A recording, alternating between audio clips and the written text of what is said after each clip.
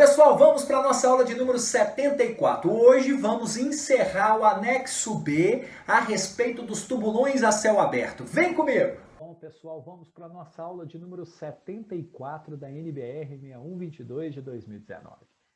Meu nome é Christian Porcino, sou engenheiro civil, tenho mestrado, doutorado na área de engenharia civil, tenho escritório de cálculo, projeto de contenções, estruturas, elétrico, de várias áreas. Trabalhamos com subestações, linha de transmissão, parque solar, parque eólico e várias outras áreas, né? Construção civil, né?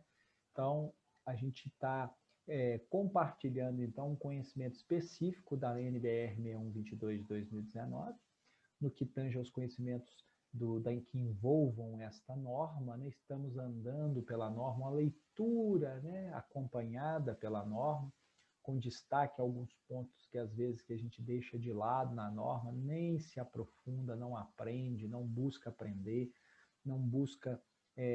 hoje estamos aí para encerrar então essa aula sobre o tubulão a céu aberto, né, que é o anexo B. A partir da próxima aula já nós vamos entrar no anexo C. Estamos falando de tubulão a céu aberto, já é a nossa quarta aula a respeito do tubulão céu aberto. Estamos buscando ficarmos fortes na teoria para sermos fortes na hora de resolver problemas. Isso é importante para nós, é um conceito que eu prego e falo o tempo todo, que não é aquela história, eu sou prático. Tá, beleza, para você ser um prático, sabendo o que você está fazendo, a teoria te ajuda demais. Até naquela hora que desvia um pouquinho daquela sua prática do dia a dia, você vai entender o porquê que desviou um pouquinho e vai fazer com que aquilo volte para o caminho por causa do conhecimento técnico, rígido, firme, conceitual. O estudo é muito importante, pessoal.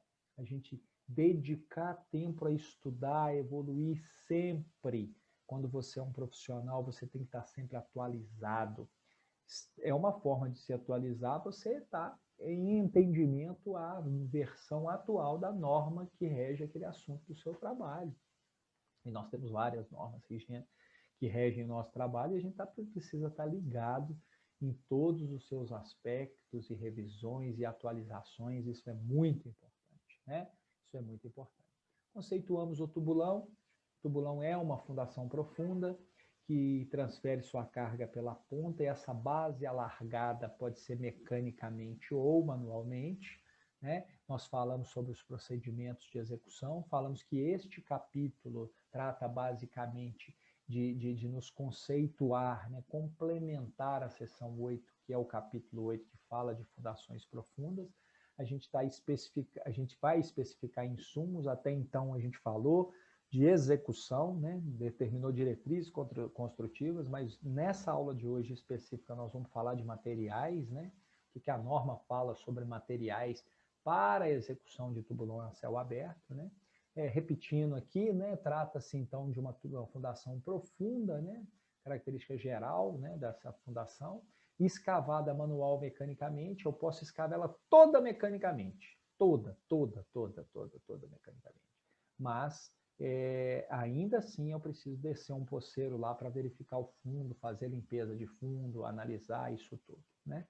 Nesse tipo de fundação, as cargas são transmitidas basicamente, essencialmente, preponderantemente pela base. É um substrato com resistência boa, né, para receber isso, porque eu preciso analisar tanto a forma do estado limite de serviço, que é o recalque, né, pessoal, tanto o estado limite útil, né?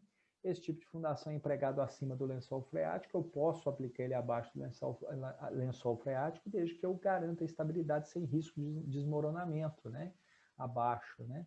E eu preciso respeitar as legislações vigentes, principalmente no que tange a segurança do trabalho. Essas normas regulamentadoras, NR, principalmente a NR 18, que a gente falou, né?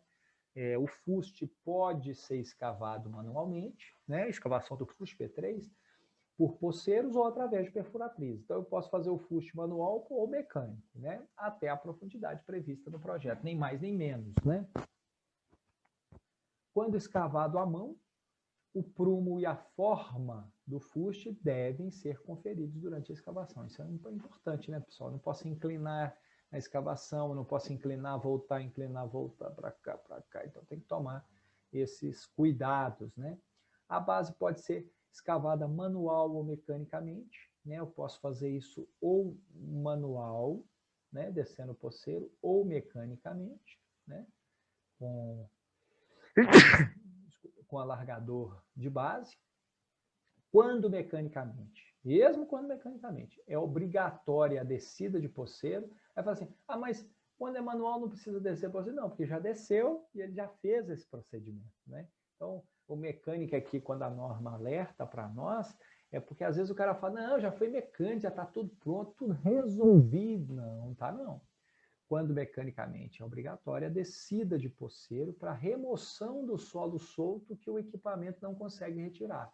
Então, nem todo o solo solto, né? Você vê quando você está escavando, algum solo cai, né, nessa escavação.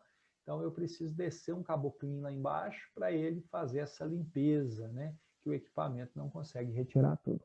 Adicionalmente, né? Aí a gente está falando do alargamento da base. Antes de eu concretar, né, o material de apoio das bases deve, obrigatório, ok?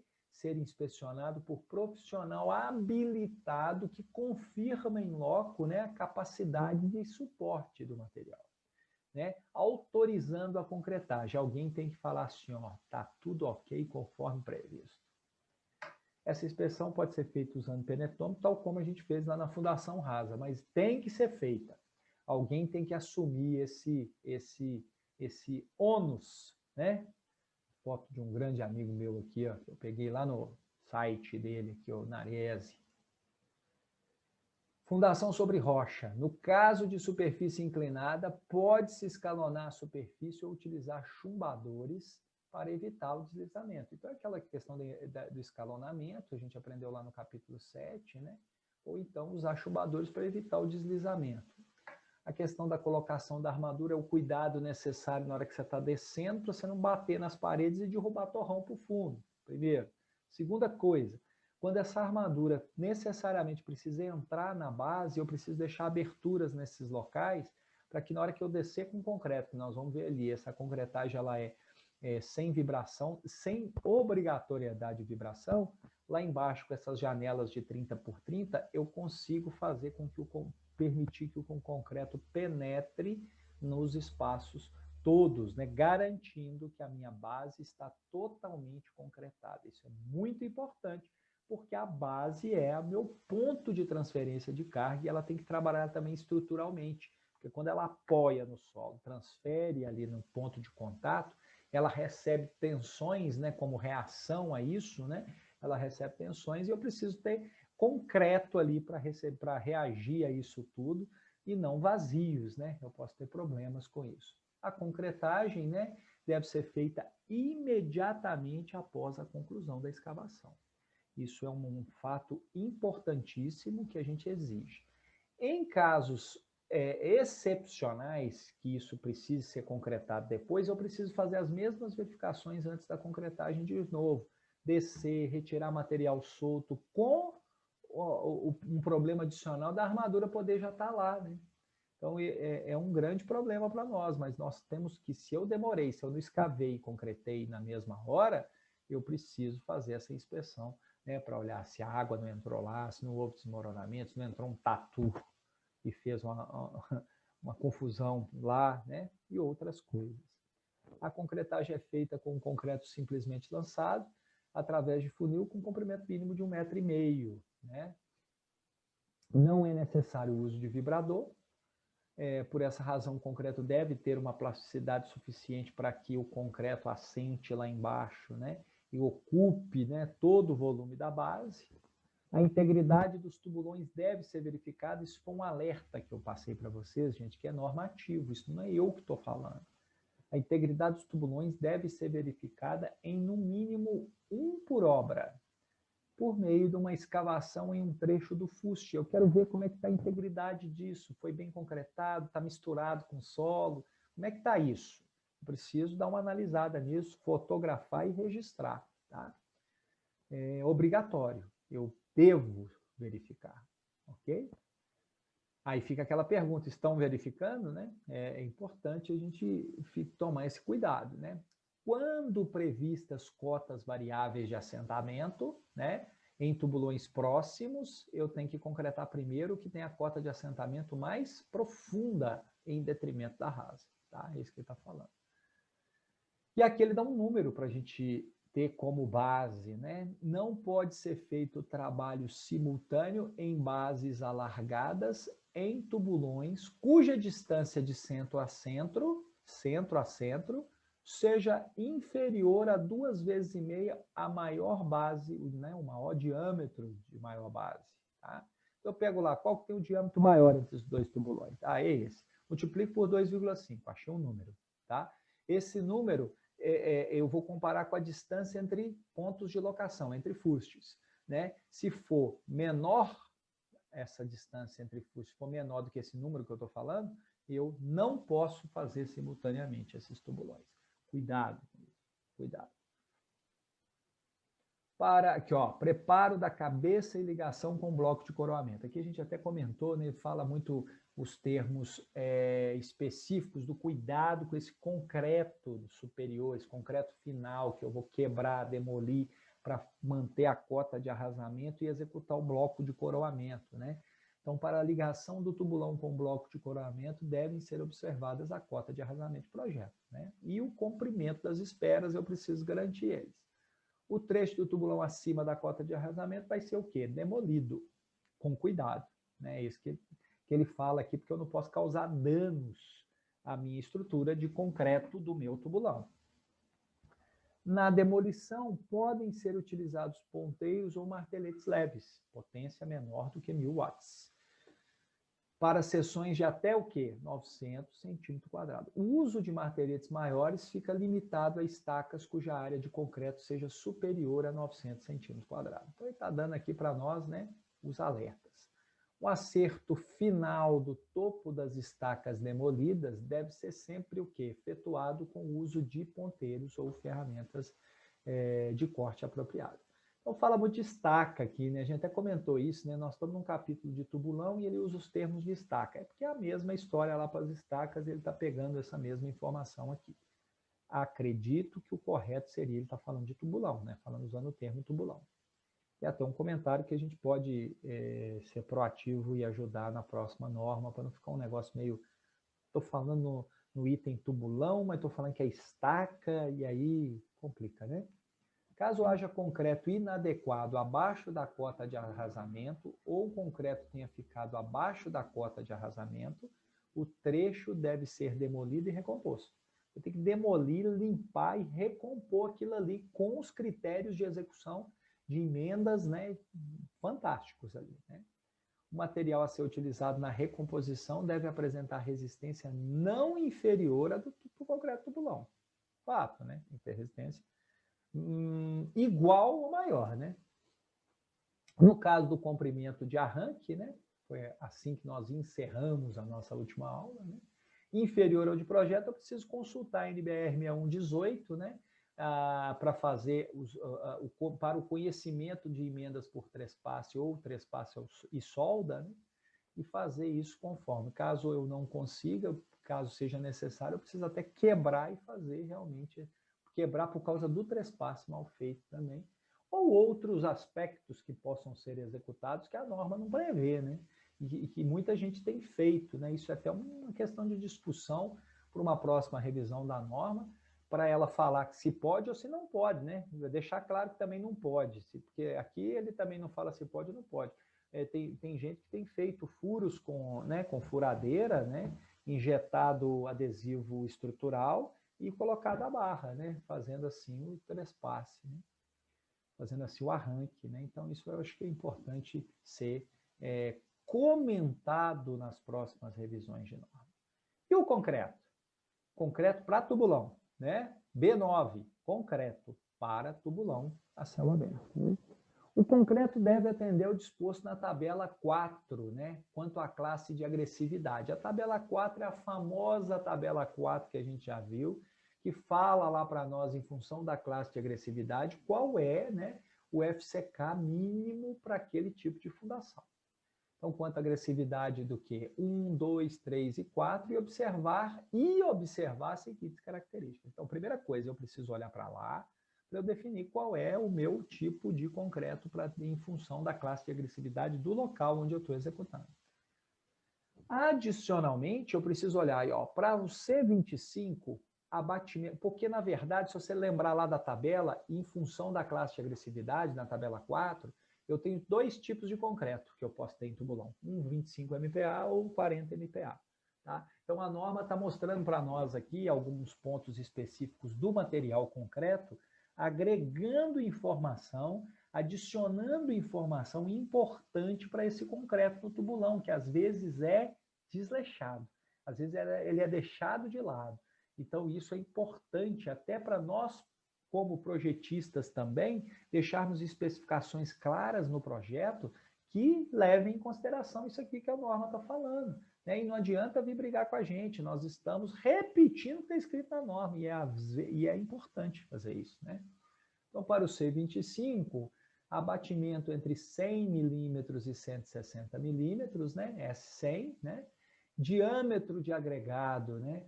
De 9,5 milímetros a 25 milímetros e teor de exudação inferior a 4%. É um critério técnico absoluto aqui para esse concreto C25.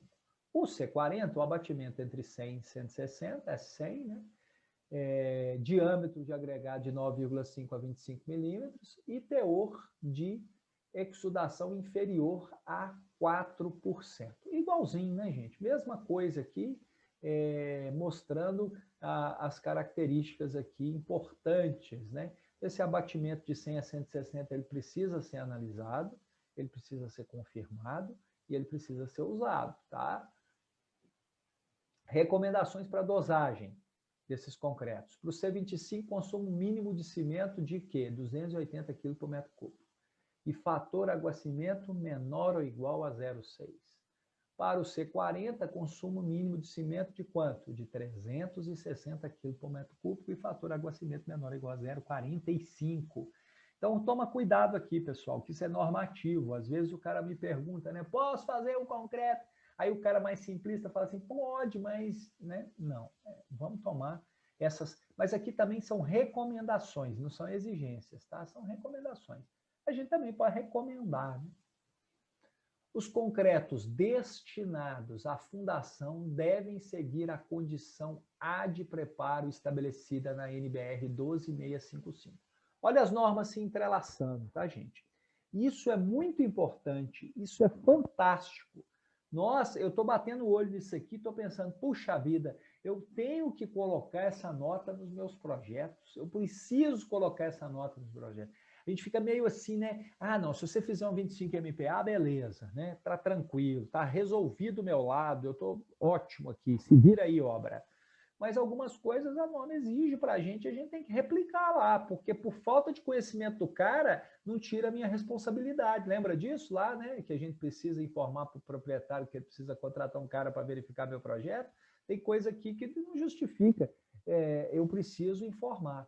A mistura realizada em central de concreto ou em caminhão betoneira deve seguir o disposto na NBR 7212. Eu estou mostrando como se faz concreto e aonde preciso olhar. Os materiais utilizados na fabricação do concreto, como o cimento Portland, agregados, água, gelo e aditivos, devem obedecer às respectivas normas brasileiras específicas. Aqui é um alerta da norma falando, cara, tem norma para as coisas. Usa a norma, não é só olhar a NBR 6122. Existem normas específicas para esse assunto, né? Controle de recebimento conforme NBR e NM, né? 67. Eu preciso conhecer essa norma para controlar o recebimento daquele meu material concreto, ok? Os concretos, né? Eles precisam também do controle de aceitação, né? Essa resistência à compressão em corpos de prova moldados conforme a BNT 5738 e ensaiados conforme a 5739 precisam ser executados. A amostragem e o controle para essa aceitação, ela é realizada de acordo com a NBR 12655. Então, só aí, pessoal, nós temos aí nessa tela nós temos 1, 2, 3, 4, 5 normas complementares fundamentais para o material concreto ser controlado. Então, eu preciso desse conhecimento, eu preciso entender desse conhecimento adicional quando eu for executor, quando eu for empreendedor, quando eu for fiscal dessa obra, e como projetista eu preciso mostrar esse conhecimento para os nossos colegas, fazer uma especificação, citar esses itens, né? Não é aprofundar nesses itens que precisam ser de outro profissional, do cara que está controlando a obra, mas indicar ele o caminho. Isso é importante. Deve ser preenchido boletim de controle de execução diariamente para cada tubulão. Eu tenho que ter um histórico da história daquele tubulão. Preciso contar a história dele e deixar guardada se eu precisar dessa informação um dia. E olha que eu posso vir a precisar, felizmente ou infelizmente. Mas felizmente para mim que eu guarde a informação, devendo conter pelo menos as seguintes informações. Isso é no mínimo, né? Identificações gerais, ou seja, obra, local, executor, contratante, data e horário do início e do fim da escavação e da concretagem, né, mostrando exatamente esse histórico, identificação ou número do tubulão. São informações que eu preciso ter lá uma planilhinha, né, bem fácil, bem tranquila, e eu possa ter essas informações. Beleza? Esse foi o B11, registro de execução, e com isso nós terminamos o anexo B da NBR 6122 de 2019. Felizes? Tranquilos? Na próxima aula nós vamos entrar no já condenado tubulão ar comprimido, porque a gente já leu ali para trás que daqui a 2 anos eu não posso mais executar a fundação com tubulão ar comprimido. Mas até lá eu preciso, quando eu estiver executando, projetando, ou fiscalizando, ou vendo quem eu contratei executar, né, optar por esse tipo de fundação, eu preciso conhecer, porque 2 anos ainda tem muito tempo pela frente, né? Está condenada, mas ainda está aceitada, né? Então eu preciso ter esse conhecimento para executar. Espero que estejam gostando, que estejam animados, que estejam aprendendo, que estejam gostando. Deixe o seu like, inscreva-se no canal e até a próxima aula. Um forte abraço. Fechado, hein, pessoal? Aula 74. Espero que estejam gostando. Deixe o seu like, inscreva-se no canal. Vamos caminhando com a informação NBR 6122 de 2019, aplicando conhecimento tanto de projeto como de execução e informando as pessoas do nosso métier ali, né, do nosso grupo de conhecimento de fundações, passando informação para o colega de escola, para o colega de trabalho. Espero que vocês divulguem o canal e até a próxima aula. Um forte abraço!